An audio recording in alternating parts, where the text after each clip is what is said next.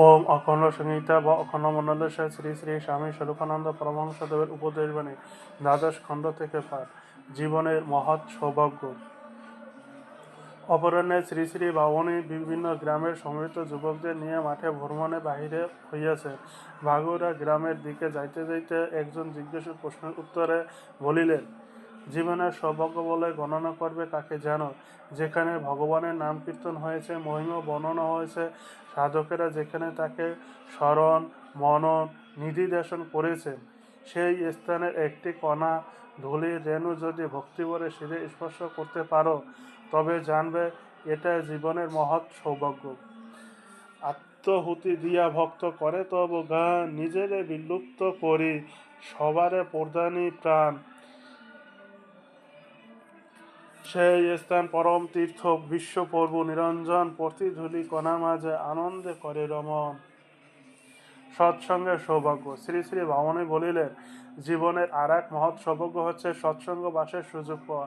যার সঙ্গলাভে চিত্তে প্রেমের মুকুল প্রস্ফুটিত হয়, যার সংসর্গে মোহতন্দ্রা দূর হয়, আলস্য জড়তা দূরে পালায়, হিংসা বিদ্বেষ লজ্জায় মুখ লুকায়, প্রাণ ভরা প্রীতির আর সর্বজীবে মমতার প্রস্ফুরণ হয়, তার সঙ্গলাভ জীবনের পরম সার্থকতার লক্ষণ।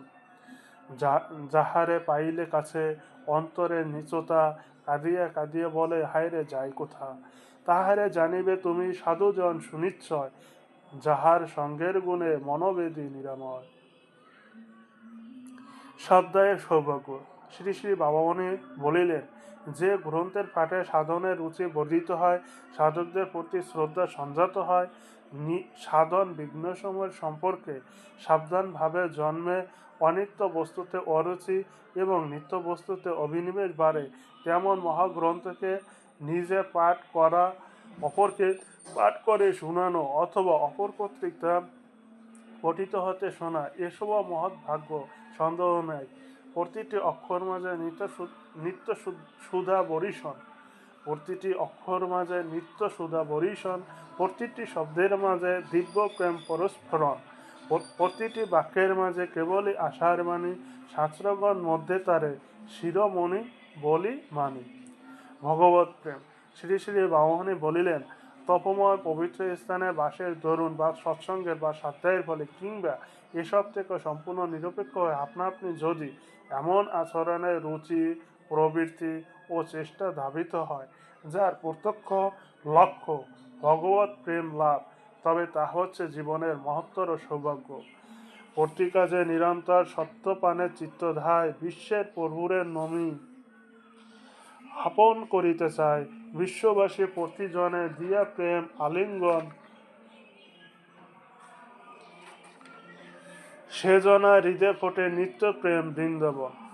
নামে ডোবা। শ্রী শ্রী বামনী বলিলেন, আর যদি ভূত ভবিষ্যৎ বর্তমান ভুলে, ইহকাল পরকাল ভুলে, আদি মধ্য অন্ত বলে, কার্য ও তার পরিণাম ভুলে, বীজ এবং তার ফল ভুলে, সর্বপ্রকার প্রাপ্তির আকাঙ্ক্ষা পরিহার করে নিষ্কাম অন্তরে ভগবানের অমৃত মধুর নামে ডুবে যেতে পারো, তবে এটি হবে তোমার জীবনের মহত্তম সৌভাগ্য।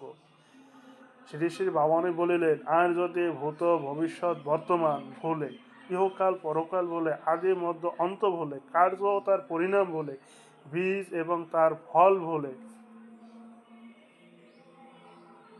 সর্বপ্রকার প্রাপ্তির আকাঙ্ক্ষা পরিহার করে নিষ্কাম অন্তরে ভগবানের অমৃত মধুর নামে ডুবে যেতে পারো, তবে এটি হবে